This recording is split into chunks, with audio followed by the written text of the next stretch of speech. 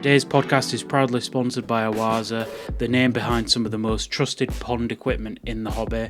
If you're serious about koi or looking to upgrade your pond, consider looking at Awaza equipment. The Profi-Clear drums, water pumps and systems are designed to handle serious pond loads with minimal faff. And if your goal is crystal clear water, then look no further. Awaza allows you to enjoy your fish rather than just constantly firefighting your setup. And to be honest, it's the sort of gear I wish I used from day one. Big thanks to Awaza for supporting this podcast and for supporting ponds across the UK with gear that just works. Hi and welcome back to the Koi Perspective podcast. I'm delighted to say we've got another guest this week, Rick from New Forest Koi. How are you doing? And Will, back from Japan. Just settling. No, good. How's the jet lag? Kicked in yet?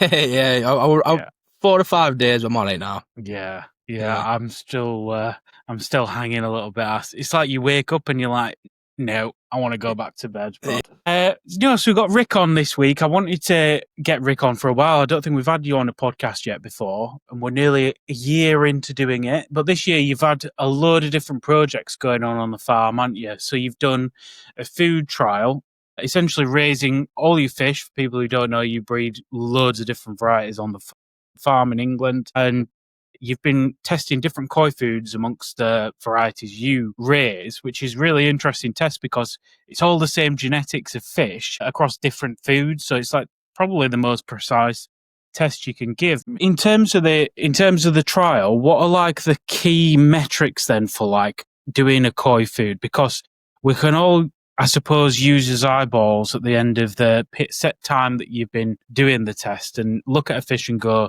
that's done well, that's not done well, but actually having like, there's got to be some like chronological facts at the end of it, aren't there? You've got to look at one and go, this is mathematically done better as well. Yeah. So the whole point of it was, obviously, when I realised I was going to do it, I had the opportunity to use the ponds, obviously, not only counted, so we basically the average length of the fish and the weight of the fish. So there was 7.4 kilos of fish went back into each pond between 105 fish or whatever. So we knew the biomass going back, the number of fish. So we had an exact knowledge of what was in. So obviously, once we start feeding, my plan was obviously to feed what the fish would take, as we would on the farm. So you start at, say, 3% body weight and then just work up, and obviously as they're growing they'll take more. So yeah, it was just one of those, you can judge them as they're growing along and how they're feeding, but it's not until you actually get them out at the end and actually measure and weigh and look at the fish that you start getting the real costings, because obviously different foods, they wanted to eat different amounts. And if they're growing better on one food, then they start eating more and more or whatever. We've done the whole video on it, but I mean, the upshot was that the Lineage food was the best across the board in terms of what the fish would take, colour of the fish. So obviously the body shape, skin quality, all these things we checked as they come back out. And we could actually break it down into obviously how much food each pond took, how much that cost. Price per centimetre of growth, if you like, was possible. Like the Lineage food worked out at, I think it's 65p a centimetre of fish gained, whereas like the Nutrimare, Jiwa and Coppins all come in at around about 25p. But then obviously that's done on the retail prices. So obviously we can get Coppins a lot cheaper than what the retail price is for it, whereas the Nutrimare and the Jiwa, that is the price. So it was about 12p per centimetre on the Coppins food for us. So it doesn't sound like a lot on one fish, but when we're growing the numbers of fish we do grow, then obviously it doesn't. It's not even in the same ballpark. That's crazy. I mean, the difference between like 60 pence and 12 pence. I mean, even just across 10 fish, that's £5, isn't it? Like, it's a lot of money. And I suppose you're doing more than 5 fish a year. Yeah, it's just one of those. I mean, there is, once you start selecting the fish and you've got your better fish, then the better foods have their place and have their roles. There's no doubt about that. It's just paying, like I say, the Dainichi food and the Sake Akari colour are both 300 quid a bag or whatever. It's, so at £20 a kilo or whatever, that works out as. And our normal food, we use 10 ton of food on the farm a year. So you got 10,000 kilos of food that we're paying £3 a kilo for, whatever, across the board, against £20 a kilo if we're using those foods. Yeah. It's just, a 50 gram food bill becomes £250,000, doesn't work. Yeah. So, but that wasn't the reason we were trialing it. It was, obviously, as you breed fish and you select through them, you end up with those better fish. They naturally start ending up in ponds where they're more, say, looked after, but they end up in your better ponds where they're safer and obviously generally warmer. And if you give them better food, you get better results. There's no different ways around it. Is it when you come to like the end of the test in your mind, like you look at the 4 different foods that you were testing? So you were doing the Daijiwa food, the Nutrimare food, the Coppens food, and the Dainichi FD food. Those 4 foods, like, did you work out what you would have to like sell them at to cover the cost difference? Like, was that something you looked at? Because if it's 60 pence, I mean, it's only 50p more for the Dainichi stuff. Would you say they looked 50p more expensive? Do you reckon you could that's the problem. It doesn't really work like, because you've obviously just in those 4 ponds, so it was 850 quid's worth for the Dainichi food, that pond there. Yes, over that period, so that the weight gains, the food conversion rates were across the board a lot better than I was expecting, a lot better than I was expecting. And there's just differences. I mean, the Dajiwa, the Chinese food, the fish came out, the skin on them was amazing. They come out looking like the best. If you wanted fish ready to go off to a show, superb. The weight gain on that food was nowhere near, and the growth was nowhere near what the Dainichi food was. The Nutrimare food was the best food conversion rate of the lot, but I couldn't get them to take as much food. So it might not sound for a normal pond, that's maybe not a problem. You feed a kilo, or in Nutrimare's case, if you fed 800 grams of food, we were gaining a kilo of koi back. So we were getting better than 1-to-1, which is phenomenal. But they were 20% behind the Dainichi pond at the end of the trial. So on one hand, the food's cheaper, they ate less, and they grew well and they converted it well. But on a sliding scale, after 10 weeks, they were 20% behind. So after that's a big difference. But this year's show and grow we do with the fry, what we call the Gazwads, that went out with the Lee's Takano Sankey offspring. I think it's 3 of the top 5 people in that were all on Nutrimare food. They were those fish at 6 months old. We had fish at 40. One that won it was 40 centimeters. Yeah. So when you think of 40 centimeter fish, and that was on the Nutrimare food. They finished it off with sake colour for like 4 weeks at the end, just to give it that intensity across the board. All the ones that did well in the group were either sake akari colour or the Nutrimare. So for young fish, can't fault it. Then it's opened my eyes to the fact that if they would have probably been getting even better food conversions than we were, to get fish of that size, structure and quality in the 5.5 months that they had to fish. Because obviously I had them for the first month, so they had them for 5 months, and they went off from us at an inch long. So that's just staggering results for those that did it. And it wasn't just your person. There were quite a few people who had fish from 35 to 40 cm. And some of them, the trouble with Sankeys, it's a numbers game, and they only had 120 fish each direct from the spawning. So in terms of numbers, that was incredibly quite small. Well. But results were it blew my eyes. So it opens my eyes, and I think Nutrimare's got his place at certain life period, up with perhaps with the younger fish when they're absolutely flying. Then you've got a food there that they can really make the best of. So we'll certainly incorporate. We're doing another food trial shortly. I think Nutrimare will be in on it again. But it's just one of those things, isn't it? Anything can grow. What were the average growth? Do you know, Ricky, of each food? Just curious. I thought this would come up, you see. is prepared. So, like, if we just start with the Chinese Dajiwa food, so they all start at 7.5 kilos of fish at the start. They ate 34 kilos of fish. The fish food. The food. And we ended up with that one. There was 34 kilos of fish that came sort of back. So that was that was the worst conversion rate of the lot, but it's still 1.3. So technically it's still good, but that was all on the colour food. And they were the best looking fish at the end of it compared to like the Dainichi. Do you have CM, just out of curiosity? Length? Length, yeah. So they averaged, got all my bits somewhere. So we'll go for that. I mean, yeah, so they gained 8 centimetres per fish in that pond. Not bad. So, and is that still Tosai? Yeah. So they were Tosai going through Nisai. So they were in their second summer. So they gained 8 centimetres, whereas the Dainichi fish gained 12 centimetres of fish in 10 weeks. So they did over a centimetre a week. And that's good growth. That it's for a CM a week. Yeah, I mean, you like I say, you can better that, but obviously we were running those 100 fish in the ponds, and it's not like we were water changing them or whatever. I was maintaining them as accurate as I could for each pond, so it wasn't flat out growing. It was treat every pond the same. So if I had to do percentage water change on one, I did it on all of them. Oh man. But yeah, so staggering. I mean, the results were pretty much a lot better than expected, to be fair. But yeah, there's no doubt the Dainichi food was the best, but the cost, Yeah. I still don't.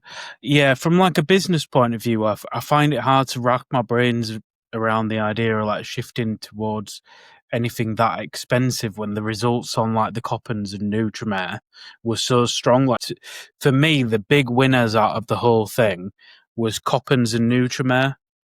Like that in my mind, a general like pond keeper like myself, who's, like I don't think my pond is like one of the best in England. I mean, I heat my koi, but like I just want my koi to grow consistently and have good skin. And like to me, the Nutrimare and Coppens for me just came out of it really well. Like, in terms of what the price point they're at, and the price point per kilo of weight gained was so strong that I can understand why people out there would go for like the expensive foods, and like I've always been a sake balance person. But then I do question, like, is it worth the extra, like, for that minimal amount of like difference? And I know it's 20% or whatever, but it's a hell of a lot more than 20% extra cost, isn't it? It's like them little gains. I think you're looking at it the wrong way around, to be honest. Because if I had a pond, I would 100% be using the dearer foods.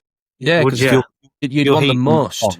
Yeah, that 20% is massive at the top end. So, yeah, I think if you're going to heat your pond and buy an expensive, high-quality fish and run in good quality water, then, obviously, when we're feeding the number of fish, and it's, that's 3 sacks of Dainichi food in 10 weeks, you're not going to be using that on a normal pond. If you're using 2 a year, for the level of the hobbyist that's paying for the heating and those fish in the first place, that extra 5%, 10% is massive. In my eye, for me. So if you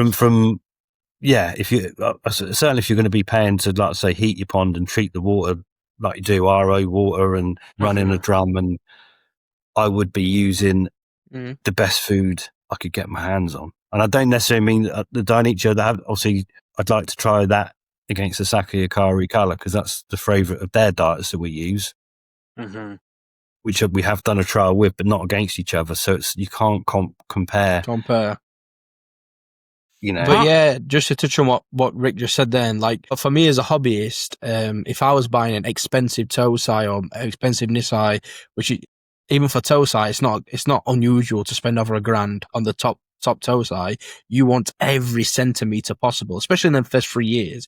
You want to gain as many centimetres as possible. Yeah, my view anyway. I just don't know. Like a lot, like say my grow on tank now, a lot of the fish in there probably retail price between like £50 to £100, kind of like price point, where I'm growing them on. Hopefully they'll make decent Nisai, where they might be £300-400 if they turn out well, or I might have to get rid of them for £25 if they go down the wrong end.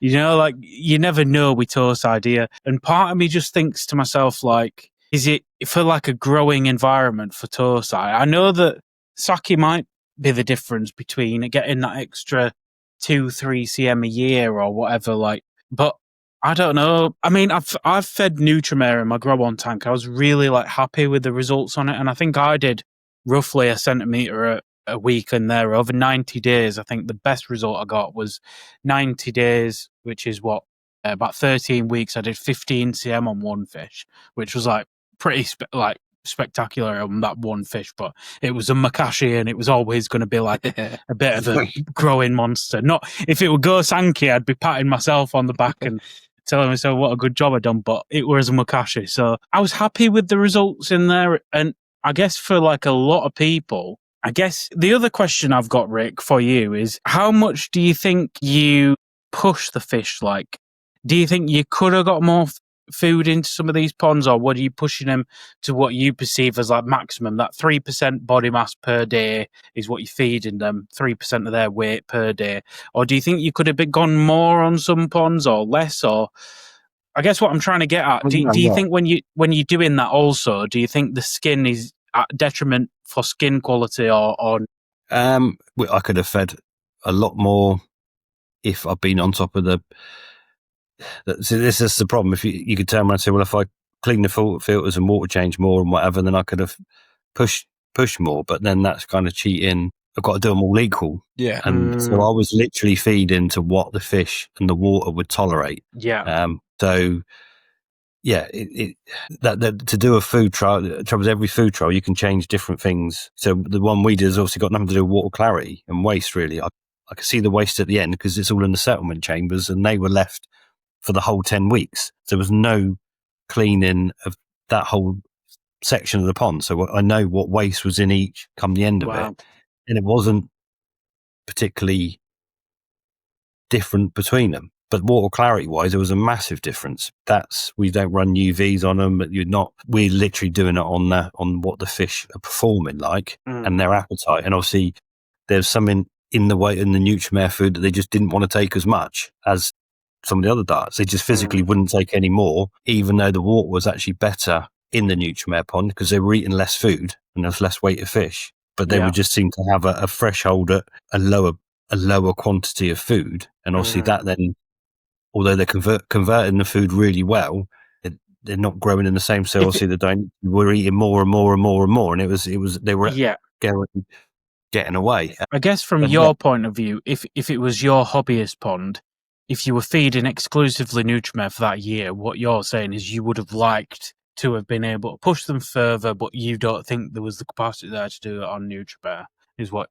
Well, the fish there's something. I think people sometimes forget that the fish have got to want to eat the food, the palatability, the digestibility, the appetite is it. It's almost like, and again, you go back to sake akari, when you feed that, it's almost like it's got something in it that just makes them want more and more and more. And I'm using it at the minute in another pond of Tosai, and they will eat to the point they look like going to explode. They just want to eat it. Whereas, with the Nutrimare and some of the other heavier fish meal foods, they eat an amount and then they're just not hungry thereafter. And whether it's the appetite's not stimulated, whether it's a good thing that they want to be going mental like it's, a Mackie D's, or whether they're eating healthy food and they've had enough. That's part of the diet and how you use it, I suppose. Were these mixed? Sorry, Rick. No, you go for it. I said, were these mixed variety ponds? Did you mix different varieties? Again, we weren't growing. So normally we'd split the fish on size and varieties if we're growing them. But obviously to do this, there was also the range of varieties and the range of sizes in the pond wasn't really conducive to getting the maximum amount of all of them. But it was much more as a hobbyist pond would be, or one of our customers' ponds would be, where you might have 6-inch sheros up against a couple of 12-inch crashigoi and whatever, they're all the same age. So you've got different competition. So also you've got to feed and make sure there's plenty of food there for all the fish, even those that aren't as keen to come up for it or whatever. You just get that with different varieties. Some fish will eat and eat and eat, and other fish are much shyer and they sit off the back and they just take a few pellets and don't grow in the same manner. Across the board, the growth rates and whatever, some would have done better than that. That's just the average across the board. Mm-hmm.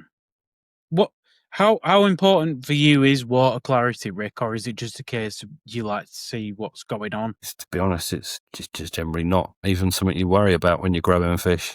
As long as the fish are behaving right.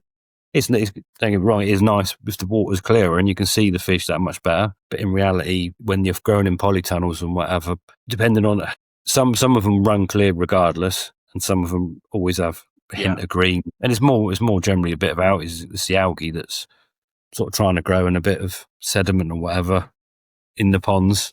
Quite often we'll put clay in some of the ponds as well to kick them up, and the water heats up better when it's coloured. Mm-hmm. Yeah, it doesn't. The only time it concerns me is if it goes really green. Yeah, and that's not conducive to anything being good. Why would that not be ideal? Just curiosity. When the pH, when you get a strong algal bloom, the pH generally goes very high. Right. And the algae obviously is growing, but it's also dying in the filter. So you end up getting a lot more algae put up in the filters as well. And obviously most of our systems, they ain't got drums. Drums get kicked off the farm as quick as they come on because, I don't know what, we're running about 120 ponds across the farm at the minute. So they've got to be as maintenance free as is humanly possible. So that's kind of, we've got ways that work, and obviously, clear water generally isn't such a worry. Obviously, we grow quite a lot of plants in a lot of the filters, which makes a big difference. Mm-hmm. There's no getting away from that in a lot of the tunnels. When you've got the plants growing properly with the showers, the fish are much keener to feed and grow better. Yeah. But are they all indoor ponds as well, Rick, or do you have out external ponds? Or we got ponds all over the place. Yeah, we've got about 20 acres of ponds, polytunnels. Each pond has their periods. Polytunnels are great spring and autumn. Generally too hot.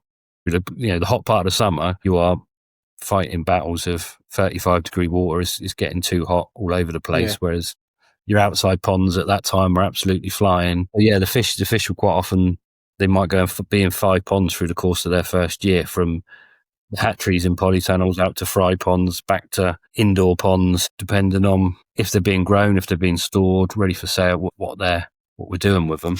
So you still find success with outdoor ponds? You can't rear the numbers of fish and the types, the amount of fish. So we normally do about 25 selected spawnings a year, and they've all got to be kept separate. So it's just a nightmare. So we use about 40 fry ponds outside, I suppose. So that gives us that window, but they do have quite a short window, from maybe 3 or 4 months, when they're warm enough to have that use. And obviously you need those ponds outside for the live food. You can rear fish inside in recirc systems, but it's intensive. It's hard work.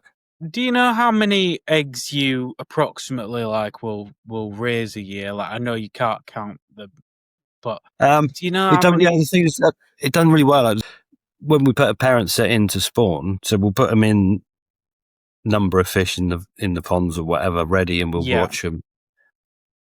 One big female would fill our farm, 500,000 eggs from a big shear or whatever. So what you're basically doing is you're just taking a small sample of whichever fish you want in the amount to go to the hatchery and raise properly for the space you got. There's no point taking all the eggs from, like this year we did 5 Sankeys, probably over between those fish, 1 million eggs or whatever.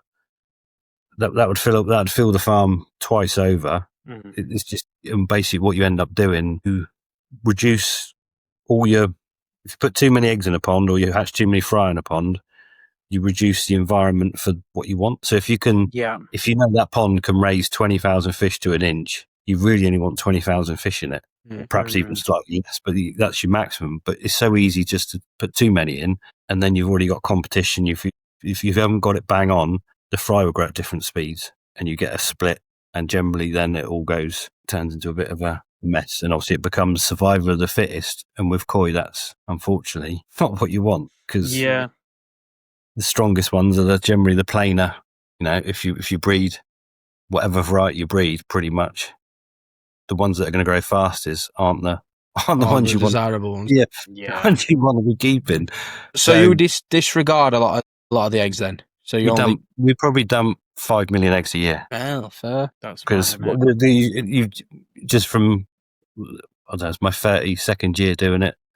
The number of it's so easy to keep too many eggs. That's saying it's just you make a rod for your own back by having too many fish. I suppose you'll lose more fish trying to gain the others because they're competing. The problem with fry, whatever, if you do anything wrong, you have an impact on all of them. So if you do something where you might create a water quality issue where you lose 1% of the fish, you basically fuck the batch. Excuse my French. Yeah. That's the problem. You literally, if you take thresholds, whether it be ammonia or lack of food or whatever the problem is, you affect all of them. So by just taking a much smaller number of eggs that so there's certain fish we'll take more of because it might be one of our special parent fish that we really want to do a lot of fish with, and we'll spread their eggs between multiple ponds or whatever.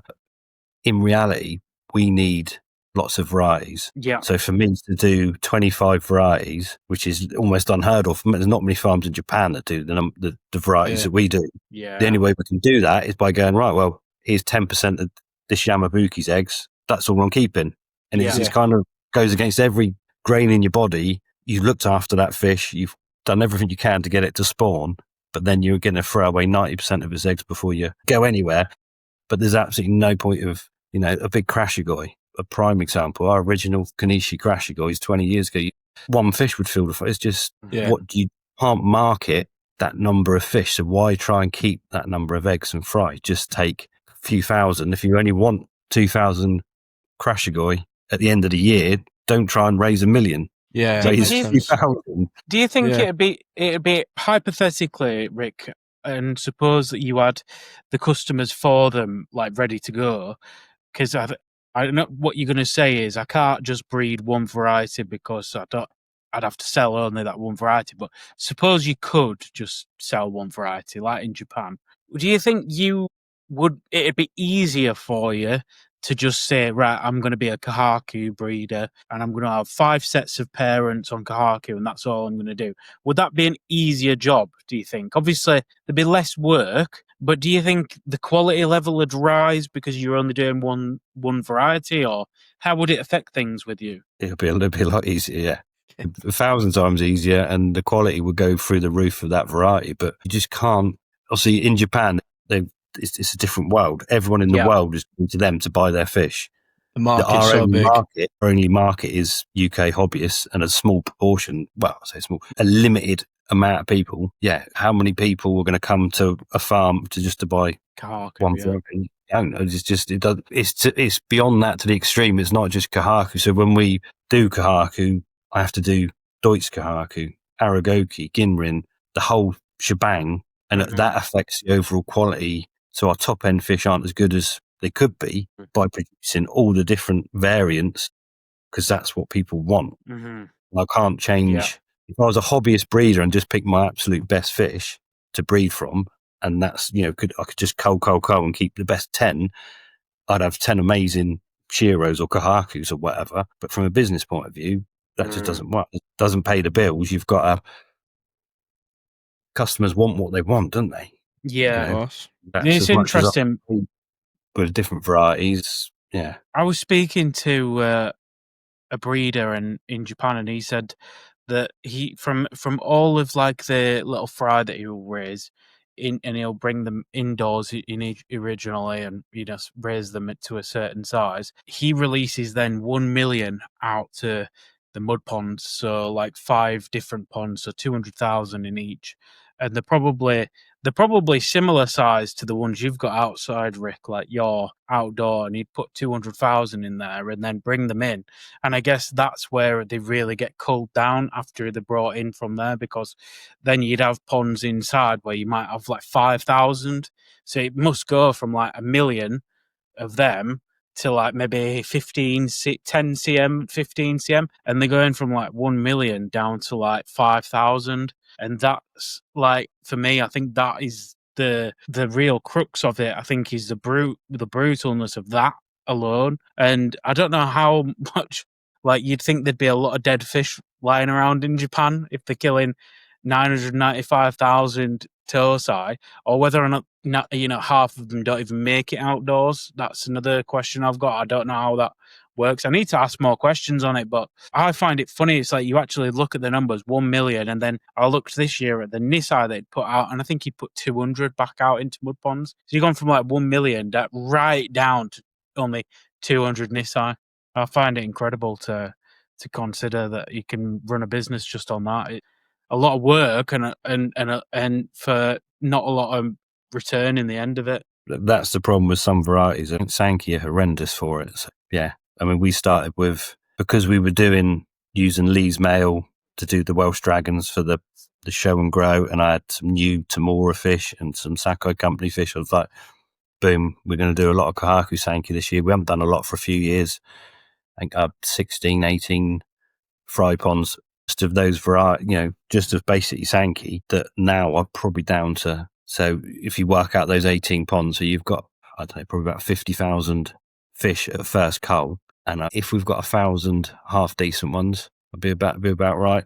And of those 1,000 half decent ones, there might be 10 that I'd say are worth growing out for Sansai or potential parents from 50,000. And that's the reality of it. But obviously we've got more of a market for a level of fish. And as much as I don't want to sell lower quality fish, the market for cheaper, lower quality fish is there. So, rather than once they go, so on the first cull, they might end up being disposed of. The second cull, they then make it to market as our C grade or standard grade fish in those sizes or whatever. That's just the business. People want to buy those fish.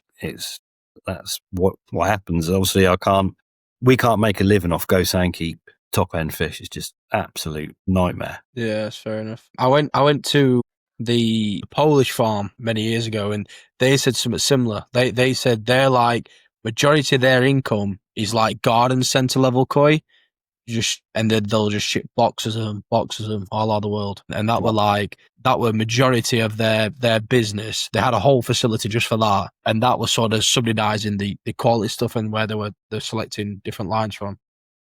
That's almost a subsidy in it, and the farms in Japan still do to a degree, but not perhaps as they used to. But some of the big farms still supply vast numbers of very mediocre fish because they've got them, and there's a market for them if the price is right. I don't mean to be like a bad mouth a breeder or something like that, but you look at some of the farms in Japan, like the ones that do the long fin koi and stuff like that, and you kind of will walk through the facility and you kind of like, there's just nothing here that ever would be like show grade, or at least it's not in this fish house that I would see. And there's obviously a market for it, and then for them, they've probably just done like this again. Like there's probably just a case of getting some long fin, a Shisui, long fin, a Chiba, long fin, this, that, and the other, and just whack them all together. And so long as the mix, like when you get them in a bowl and you bowl 30 different ones up, so long as the mix looks good, some buyers for like these big chain companies in like the States and whatever, that's what they'll be looking at. And I think sometimes everybody who's listening to this podcast is not necessarily particularly interested in that kind of like level of stuff. I think everybody who'll be listening to this is a bit more like hardcore koi hobbyist who's into the higher quality stuff. But Rick, it's definitely not to say that that's the type of fish that you're creating, because I've been walking around like the National this year, walking around the Birmingham show, and every show I'm going to these days, I'm seeing New Forest koi fishing. And I couldn't say like 5 years ago, probably were, but now I'm seeing a lot more people, a lot more hobbyists coming with vats full of them now. So you're doing something right in that regard. Yeah. There's also there's a change of attitude over the last 5-10 years as well. So we had people taking 100%. Fish to shows for donkey's years and would never tell anyone where those fish come from, because there's also a stigma attached to them, which has, with Badham being probably the main one pushing it with his Kohakus as a hobbyist wanting to do it, through to with Cuttlebrook and what we do. And so the fish are being judged for what they are. And they always were. We were taking awards at shows ages ago, but it's only now that people were saying where those fish come from and whatever. I think this year alone, we've won awards with Kajaku, Komomryu, Shisui, Asagi, Shiratsuri. Literally every variety we do is taking awards at shows, apart from really the Go Sankey, which is competitive. It's hard. different. I mean, it's taking the small. We do go Sankey in small sizes that will take awards, not a problem. But once you start going over size 3, size 4, it's you're talking up against Really some serious contenders. And obviously, if I do a lot of go Sankey this year, and I've got maybe 1,000 half decent fish, I'm smaller than the smallest small breeder in Japan doing it. You've got no chance against. Yeah. No, definitely. Yeah, it's never been the show scene has never been what we've strived for, trying to push for. The quality, yes, but I don't know. The number of VATs that are available at shows across is so minuscule that, I think the BKKS closed with 350 members, yet we shipped 3,000 people a year. Yeah. So something's not right there. To me, there's a discrepancy between the people that keep koi and that sort of top. I think clubs have really, over the last few years, like over the last 5 or 10 years, clubs have took a bit of a hit in terms of people getting involved, and probably more now than ever because everything's going online. So like at one time a day, in order for people to share information, they'd have to get together. And I think it encouraged a lot of that. But nowadays, it's definitely took a hit. But surely the clubs just need to move. It's these bloody influencers doing stuff on YouTube, like that's it. Yeah, but that's the thing. But the BKS had an issue with YouTubers, and I understand why with some of them. But in reality, if 90% of people now keeping koi that want to talk about it and be involved in it are online in one way or another, then why can't the clubs have online meetings or chats or whatever? You don't have to be involved in it. You can be, there's got to be, the whole thing's got to move forward. Otherwise it stagnates and dies. Of course. Nobody wants that, do they? So at the end of the day, if you, like I say, showing fish online like you did yourself, it's difficult to do, but it is doable. But it's the getting together and people chatting, and surely that's where these forums 100%. And groups and platforms come in, and it doesn't have to be super serious. Again, you'll have different, obviously I work with different people in and around YouTube that some take things very seriously, some's a lot more, you can a bit of fun and a bit of banter, isn't it? Yeah. My concern is, how do we transition people from having like garden koi ponds to like trying to get them involved in koi in the same way that us three are? I'm not saying they should build a koi farm like Rick, but like be as interested in it. And be like, is there enough information out there to help people transition? I think there's a lot of like hobbyists out there that are like, real top end now. It's like every YouTuber and his dog has a square pond with a window in it, and they're all running backy showers and drum filters and this, that, and the other. But I think it can also probably be a bit intimidating because there's a lot of people out there that probably just will look at that and go, well, I'm not going to drop 10 grand on a koi pond. Yeah. And, that's an issue. I think about the cheap end, mate. That's it. Yeah. But the way you get them. Yeah, I think that I had a bit of I don't know, last year, maybe on one of Gaz's lives, I was joking about, before I went to Japan, I was like, I need somewhere to put some fish. So I chucked up a polytunnel, put 2 semi-rigid pools in, built like our filters that we build, got some filter media from China, the cave-free replica stuff, whatever. Yeah. And under £1,000, I had a polytunnel with 2 ponds, 2 filtration systems capable of quarantining and then growing on 4 boxes of fish from Japan or whatever until you went to move them. In reality, £1,000 is what you might pay for a fish. It's and not a lot. They did exactly what they needed to do. No issues water quality wise, power to run them and whatever. You could, if you want to get in at that entry level, you've got a small garden, you might not have much space, a portable type koi pond that you can run for a year or two and think, I really love this, or this isn't for me at all. And you haven't had to do a great big concrete pond and spend your kids' inheritance and all the rest of it to find that actually you're not enjoying the hobby in the first place. Yeah. And that's what I think we know. It's not, you're saying transition people from, sort of general koi keepers to higher end ones. I think what you need is just bring more and more people into it at that lower level. Other people that then, actually, I love this. I want better fish. I want bigger pond. I want a more permanent whatever. I do think like a lot of people now are reaching towards like the EZ ponds and stuff. And I know they're not cheap in themselves, but one of the big things with like the fiberglass tanks is they have a resale value when you come close down as well. I wonder if that's got something to do with it. Like, because one, they're just plug and play.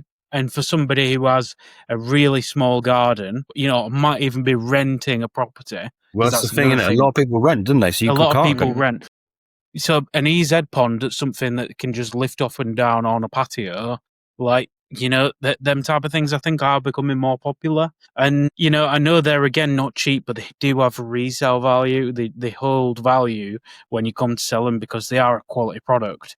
But I do think like filtration can be done a lot cheaper. And I guess I'm being a bit of a contradictor here because I set up a tank showing people out, with my grow on tank, and then I went and put a combi drum on it with Burton's. But that for me is it's the only option that I had really, because I do go to Japan twice a year, and I'm away, and I want to be able to be hands off, especially when I'm like trying to be a dad as well. Like it's not, you don't. I know cleaning a multi-bay, I can do it like now at 8:00 at night as we're recording this, but I don't really want to. Yeah, it's like I'm probably like a bit of a Gen Z snowflake in that regard, but it's like it can be done. Like having a sieve and a little bio box, something I think could be really, really good. And even like your Nexus systems. You could stick a Nexus on a EZ pond, but again, Nexuses are not cheap. But then I think you can find loads in the second-hand market for £400-500, and they do hold the value again if you come to sell them, So I guess that's where I see it developing. In the show scene as well, it's not like everybody nowadays at the koi shows are spending thousands on koi either. Like there's a lot of people who are not spending that kind of money, and they're picking up decent awards these days at koi shows, and it is possible. I think that's like a new demographic of people, to be honest, because previously I would look at koi shows and generally it would be like people with a lot of money, whereas I think now there's just people who are they're quite all right with bringing smaller, high quality, really good stuff to a koi show. And well, there's no don't forget about it. There's risks involved with showing as well. Mm-hmm. So like, and I've said this a couple of times now, some of the people that's blowing crazy money on koi, some of the best koi in the UK will never ever go to a UK koi show. They've got these beautiful ponds, they enjoy the fish, they got them in the pond and that's it. Because like I said, there is a risk. So like, if you've got somebody that's got X amount of pounds on koi, and then you think, oh yeah, going to shove it in a bag and travel for maybe 5 hours to a koi show, and it's going to be in a vat for 2 or 3 days. Yeah. It's like they think, can I paid all this money for this fish? Wow, I'm going to put that through it. Yeah, I mean, and then that's a different sort of type people that are going to go to shows. It's a whole weekend. I mean, hats off to those that do it to prepare their fish to go to a show. So your whole feeding regime and stuff is all to cut, and then you've got to wish your fish, take it, spend a weekend in a part of the country you might not want to spend the weekend looking at other people's vats of fish and whatever. It's a big undertaking, but yeah, I just think that people can grow fish themselves a lot better. In the last 10 years, the knowledge and equipment is there, so you can go and buy, a 30 centimetre tozai from any farm in Japan and grow it to a 70 centimetre sanzai piece. It's easy if you've got that facility, so you can buy it early and grow it yourself. And obviously, I think that's better. People that do that have got a lot more sort of kinship with that fish. They've done a lot more with it to take it to a show than someone that's just gone and brought it and gone, it looked like this. Mm-hmm. 3 weeks later, it still looks like this, and I'm going to put it in the show. They haven't really done a lot. Yeah. But that's still, you just want the best fish going to the show regardless. I don't care whether they've had it for 4 weeks or 4 years. At the end of the day, you still want to see the best fish at a show. But obviously, the person that's raised the fish is perhaps going to have more of a warm feeling inside, knowing they've raised it for 2 years and created something special rather than just paying for it. But that's very true. That's just what it is. Yeah, shows are obviously still very important for the hobby, and I think a lot of people sometimes say, "Oh, koi's not like it used to be" or whatever. But also, eyes change, and the further you get involved with the hobby, the better your eye is. So, like when somebody first starts going to koi shows, like nearly every event they're going, "Wow." To the size of that, you know what I mean? And then obviously you progress in the hobby, your eye changes, and you can sort of go, "Oh, that's actually the better koi. That's not so good. That's not so good." But I do think over the years, as it is progressing, I think shows do play a major part. And I'd like to say I think overall quality is getting better, but it's a hard one to say that. But yeah, I don't know whether I'll show again now. Like part of me is Part of me is like on the fence about it. Like part of me is now enjoying doing the Azakari in Japan side of it. Like that's my new thing at the minute. And to a lot of people, I know that'll be quite polarizing because there's a lot of people out there that'll be like, how can you enjoy that? Like, have your fish at home, raise it yourself. And, you know, I don't know, like part of me enjoys the relationship aspect in Japan. And I'm extremely fortunate, and everybody listening now is an enabler of me being able to go to Japan twice a year. And I'm just that excitement building towards my next trip and going out there, and the idea of having something spectacular and, you know, that real, I guess, like it's, I could equally take that money, book a flight to Las Vegas and go to a slot machine and pull on the slot machine, and it'd be the same end result as putting money into Azakari. Like it's a gamble. It is just a gamble, but that is coy, isn't it? Like we could all take as investment and go Las Vegas and probably get similar odds in the slot machine, whether or not they're going to turn out well, you know. But you chance your arm at it, but equally then as well, like another thing I should say is I'm really fortunate this year to be growing on two of Rick's Shiros that was kindly been sent to me. So I'm really excited to get them growing in my system because I've been a long-term admirer of your Omasako Shiro line. And when this goes out, I'll put some pictures up of the koi. I've done some filming at my place, but two really, really nice looking Shiros for the future. And tell people a little bit more about your Shiro line, because I was saying before we went live on this podcast, I think it's got like a very specific like Sumi style.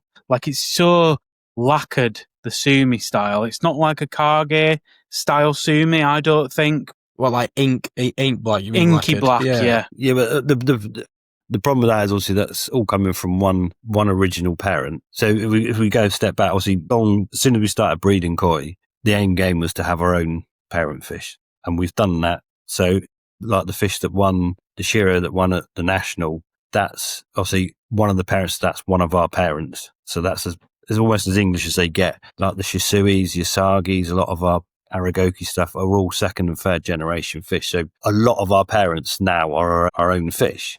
The particular Shiros that Joe's talking about are all from one specific female. Mm-hmm. And obviously we've got offspring from her and we've used offspring from her, but the results are different, vastly different.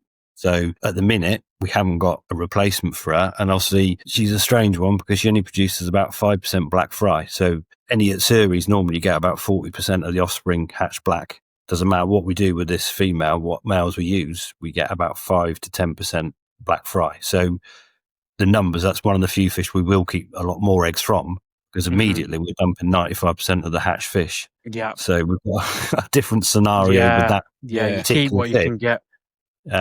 So best will in the world to have 5,000 black offspring from her, you know, we got to deal with 100,000 eggs. So that's, from that side of it, she's a bit of a pain. And obviously we don't do Shiros every year because, again, the market's not there for us to do that every year. But yeah, it was just one of the few fish that, again, it was brought as a tozai by a friend of mine who brought it. Seriously expensive. I laughed at him when he brought it. I was like, you're just having a laugh, mate. You cannot be paying that for an almost plain white 30 centimetre fish. But yeah, the thing grew, I think it was just touching 80 centimetres of sand size. So for Shiro, that's pretty spectacular. Yeah. But she is a pretty spectacular fish anyway. But she has like this pearly white head. I'll send Will a picture so you can see it, but I'll post it on the I'll overlay it when this video goes live. But she is just textbook Shiro Utsuri. Like if I was to draw one, it would be pretty much like that. And the thing is, as well, is what might not convey in the pictures, but you know, when you see her in the flesh, especially like at Rick's place, where the pond that she like resides in, you lift her out of that water and she's just like pearly white. I guess again, it's like that slot machine angle where you go, "Give me one of those, please." You know, you take your gamble at your tozai and hope that they come out like the parent fish, and that's the fun of learning for me as well, is that, you know, and you don't get that experience anywhere other than at a UK breeder or a Japanese breeder, like to go understand the lineage properly and come away with almost a story and a desire for what you want from the offspring. And that's what I think if you're out there and you only buy from koi dealers, try and head down to a UK koi breeder, because there are seriously quality koi that come out of them, and to even just see the lineage and get that piece of story, I think it's something only really I've started doing since I've been doing the magazine. The first one I did were down at Rick's place, and this will be the first time that I've grown on a UK bred koi, so I'm really excited. So I think they were about 25 cm when they came here, so hopefully try and get them up to like back end of the 40s and end of next year. That's the plan. But they're ambient at the minute, and I'll be putting them up against some Gosanki that I got in Japan Tosai this year, and some Karashigoi that are going to start quite a lot smaller as well. So I think it'll be a good mix of fish to grow on and just see. So yeah, I'm really excited for those. It's great you touched on Lineage as well, and obviously UK breeders. I suppose it's for new people in the hobby, going to UK breeders is a great foundation to try and understand lineage and stuff like that. It's good. Yeah, and you don't like understanding as well, like the potential that you could have from it. It's that dream, isn't it? Yeah, it's that of dream. course. But as Rick knows, they all don't turn out like the Oyagoi. That's it. No, we got, again, I think a lot of people don't realise, even from a big fish, certain lines we use, everyone wants to buy jumbo line fish, but in reality, we only do a few. So that Shiro you could potentially call a jumbo line, but from her offspring, you probably only got about maybe 10% have got the body characteristics to grow like her. But of those 10% of those offspring, we now already know that so few of them start black. It's ridiculous. So you might, from her 100,000 eggs, we might only have 10 offspring that are black based that have got the structure to do what she's like doing. she is. So if you kept all of her eggs and then kept all of the black offspring and then kept all of those, you might end up with 10 fish a year that have got the capabilities and qualities of the parent. But in reality, that just doesn't happen. So we might only get one or two every time we spawn, have one or two fish that are realistically going to be anything like her.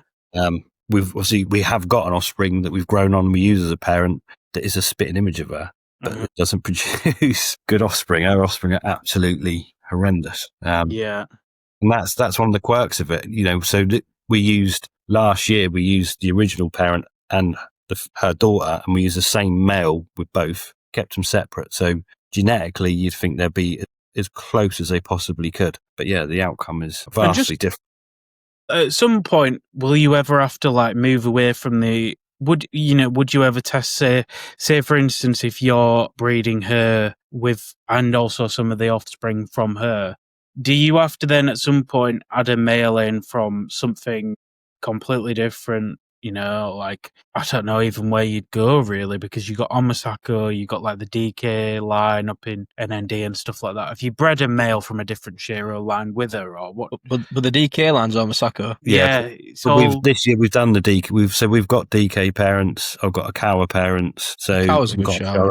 So we've got multiple stuff. So all of the Shiros that we did this year are pure DK line fish. So they were bred brother sister from direct descendant from that female. But I'd have to say at the minute that they're quite, then they've got some good characteristics, but I don't think they're going to be a patch on normal ones. But we do different, and I've got different. The hard thing is when you look at like the Akawa male and the DK male, the other stuff we've got, they're just not as good as our own bred fish from the original line. So it doesn't always play out like that. And that's the the beauty of koi breeding. Yeah. Of all the Sankis we bred this year, by far the lowest quality parent we used yielded the highest quality offspring by a country mile. And that's partly the actual parent you use is only part of the equation. That parent is obviously Sakai Fish Farm fish from Dragon Ball line. It's not very good. It's the best I could get hold of. But compared to some of the other parents we use, as a fish, you'd be like, well, why the hell would you use that? But the offspring from that are far better than some of the other fish we use. And it's like, well, its grandparents and great-grandparents are all phenomenal fish. This just is a bit of an ugly duckling. It's got all the right attributes. It's just pattern shocking, and it's got issues that for a show fish or for a pattern fish you just wouldn't even contemplate it. To be fair, that's not unusual. Sometimes you go around some of these Japanese farms and you'll put your head and you'll see a pond of fish, and you'll see some males that are like 20-year-old. You go, what the is that thing? And they're like, yeah, but results phenomenal. Do you know what I mean? They're like the skin when it was like 5-year-old and plus it was amazing. Like even though it's like of a 20-year-old, it's still throwing them results. Yeah, well, the genetics won't change. I mean, that's it. But the problem is if a fish at 5-year-old looks good and 10-year-old looks shit, you then sort of got that same issue that you're producing fish that might look really good and then. I was literally just about to say that, Rick. Like when I go to a koi breeder's facility and I look at the oyagoi and it's like a Shiro Muji that was one day a kahake, I'm like, well, does that mean that one day my jumbo tosai is going to be a Shiro Muji? Like, I've thought that exact same thing. Like, obviously, you don't know if it's like 35 years old and been through, algae blooms and pH crashes, or God knows what could have happened to it to make it like that. But part of me does think like the oyagoi should look like seriously good as well. Like I don't know, longevity wise, there is a problem with that because if you've got some farms will use young fish as parents of their own stuff coming through, so those parents really look amazing, and other farms will use the same fish that they consistently get good offspring from for donkey's years. So you could be looking at parents at one place that are 30 years old and look 30 years old, and another place you're looking at 5-year-old fish, and how does that necessarily pan out? Those 5-year-old fish might look amazing, but they might not live past 10. Yeah. Whereas a 30-year-old fish might, the breeders, they're not daft. They know what they're trying to achieve. And obviously if you've got a market for tosai and nisai only and you want pretty little fish, then there's certain place of Aoki, you go there and you look at his fish and it blows your mind when you see those young ponds of just the most sparkly looking fish that you just think, wow, but how many of them do you see as big fish? And then you look at his parents and you go, I wouldn't have many, his parents, they're not pretty fish. It's like this, I always remember this amazing offspring. There's Sekiguchi Pearl Ginrin Benigois. Everybody's like, oh, I really want a Pearl Ginrin Benigoi. I remember asking him, like, never seen any of these, like, Pearl Ginrin Benigoi, like, ever get big. Like, the maximum that you get is, like, 45. I said, how big is, like, the parent koi for them? And he's like, oh, she's about 10 years old and about 50 cm. Yeah. He's like, well, they're just never going to be big koi then, are they? Like, unless you get one out. That's the thing. Not everyone wants big koi. As long as you know what you're trying to achieve. And I'd say a lot of the stuff we do is, if I use one of our Dainichi Kahaku parents, some of the offspring, I'll use another Dainichi male or whatever for quality, but then I'll put in a Ginrin fish and a Deutz fish and split the eggs up and do different things, because 90% of our customers have got unheated ponds. Fish are never going to grow beyond 40, 50 centimetres because they're heavily stocked, and they don't want fish. They want a pond full of pretty fish, and they want a Ginrin Kahaku and a Deutz Kahaku and whatever. So it's just my ego saying I'm going to breed these amazing fish that can grow to 90 centimetres and look good. But in reality, I can't make any money doing that because that's not what the majority of customers. Okay, majority of customers probably want that, but that's not what they're ever going to get, regardless with the ponds they've got or whatever. You just, an unheated pond in this country, you're not going to grow fish particularly quickly or particularly large, because the temperature is just not. It's not in a growing window for more than a few weeks a year. Yeah. Well, as main insight into the farm, Rick, what is the variety to look out for this year? What's the most excited variety? What's the one to? I like doing. So I try and do new stuff every year. So I will do stuff that we can create. So like this year, the Ginrin Aoki Shisuis. There's nowhere else in the world. You can't. They don't exist anywhere in the world. So that's something that's I set out to do, but I don't particularly like it. I remember having that chat with you a while back. So we got them, we did them. They sell quite well, and they'll probably sell all right for a few years. They sort of peter out because that's just kind of what it is. So in my head this year, I've got a few things lined up that I want to sort of play with in terms of, obviously Aragoki is so popular, proper sort of good Aragoki. So we've got some Kobayashi Aragoki to play with that are, you love them or you hate them.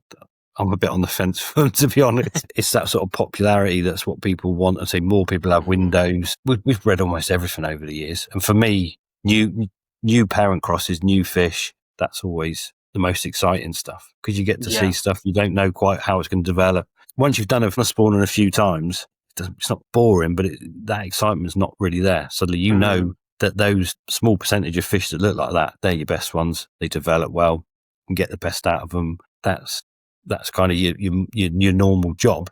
But when you can choose new parents and try and create something unique or different, then that's a bit more interesting. And obviously, most of the time, 8 out of 10 times, they probably turn out like not the prettiest fish in the world. But occasionally, you get a batch that turn out pretty amazing. So yeah, I don't know. We always have to do what we're missing on the farm each year. So obviously, we can't do everything every year. So if we have a really good, like the last couple of years, we've got loads of Aragoki, Gimrin, Krashigoi, and Asagis. Some varieties are so much easier. Asagis are just, they breed so much truer. You get, if you use good parents, probably 10% of your offspring are of a really good level. And Wow. that's bonkers when you think of when we're doing Sankey and we're thinking about keeping 20 fish from 50,000.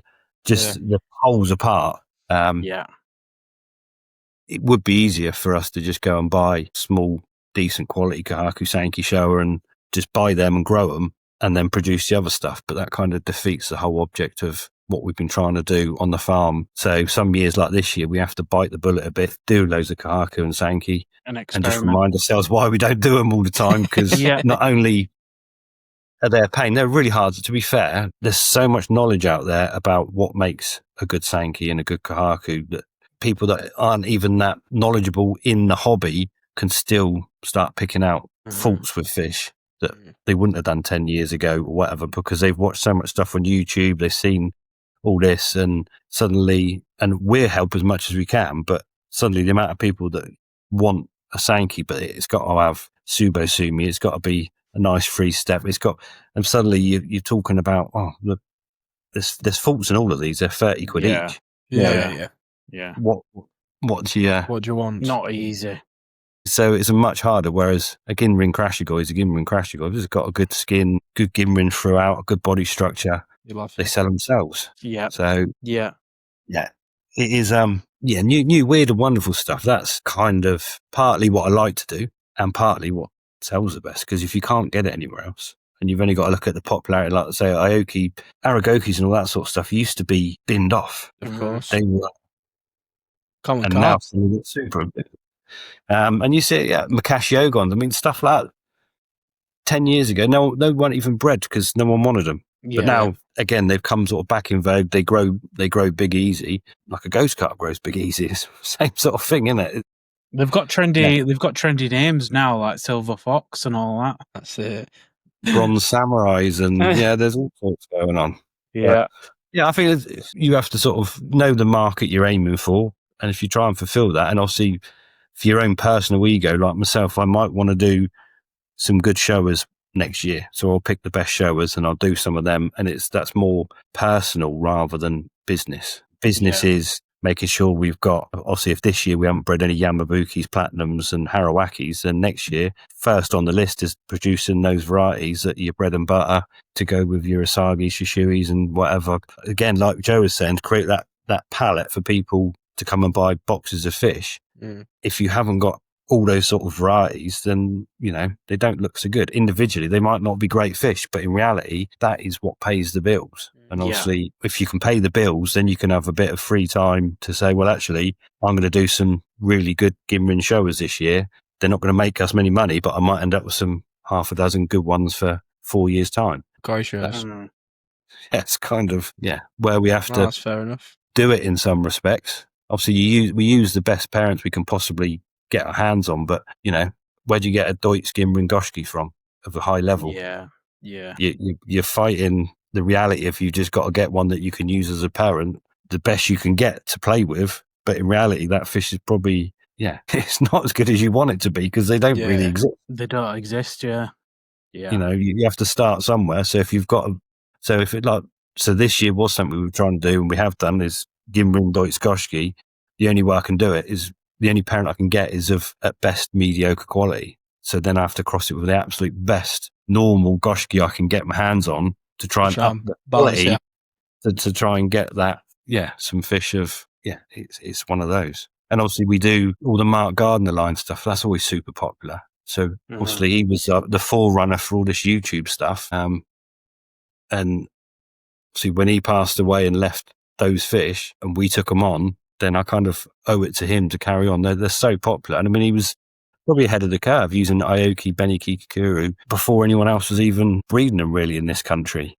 So he'd been in the industry long enough to do certain stuff. His Koshiki still produced some really good offspring. To be fair, Ginrin and Daitsu, I don't think that's something I've seen. No, I can't picture one in my brain, a Ginrin and Daitsu at all. No, so it's I'm gonna have to go and Google that one. It is, I'll say certain varieties are just so much easier to do, but they're just not as much fun, are they? You know, doing a nice pond of Yamabukis is great, but when you've got 25,000 Yamabukis, what? Yeah, I get you. What you do? The market's not there. Yellowfish, yeah. Yeah, there's not there for them. But if you like, the problem with them is, so if we don't do them, suddenly after 4 years, there's none. We've got no yellow, and you're crying out for a bit of yellow, which is why I say we have to do so many spawnings and just keep small amounts. But it's quite a tricky one to juggle sometimes. No, well, definitely. I've enjoyed that. We've gone well over an hour with this one. I'm going to have to... it's been a bumper episode. I've knocked my pens on the floor now. So yeah, there's been a fair bit of waffling. It's been really good, Rick. And to be honest, it's quite nice to hear like your take on it, because you're quite realist when it comes to looking at all of it. And I think sometimes we can get lost in the poetry of all of the coy stuff, but you are like down to earth with it. And I think sometimes you do yourself a disservice as well, like talking about, you know, some of the offspring you've got. I really think even for people on the show scene, like if you're in that neck of the woods, go and take a look, because I think you overlook. Well, you don't overlook it. It's more like you just do yourself a bit of a disservice, because the quality you've got down there is really high. And I'm excited to see what's coming up in the next year for you guys, because it's going to probably be quiet for the next good few months, and then into spring again. Spawnings and Tosai and Nisai again. It'll all be back with us soon, won't it? In a blink of an eye. I'll have to think of some more new names for my... yeah, I'm going to do some... They're called Tangerine Dragons. Tangerine Dragons. Ginrin Tangerine Dragons. That'd be a first, wouldn't it? Sparkly Tangerine Dragons. Yeah, there'll be it. But yeah, no, that's good. To be fair, I mean, I'm going to carry on waffling. I'm off. We'll have to do a part 2. You'll have to come on and do a part 2. But it's been my pleasure to have you on, and you're a fountain of knowledge as well, because things about breeding and all that kind of stuff, like a lot of it kind of goes over my head, and talking about parrot koi and stuff. So I've really enjoyed it. I think a lot of people will. So thank you for giving up your evening. I'm sure we'll have you on again soon if you'll have us. And thank you as always to Will as well for doing no problem. Give me some leeway next time. We'll get some pictures, won't we? Yeah, get some pictures to go with it all. That's it. Thanks again. See you soon. Nice to see you. Well, cheers. No, thank you. See you in a bit. Bye bye.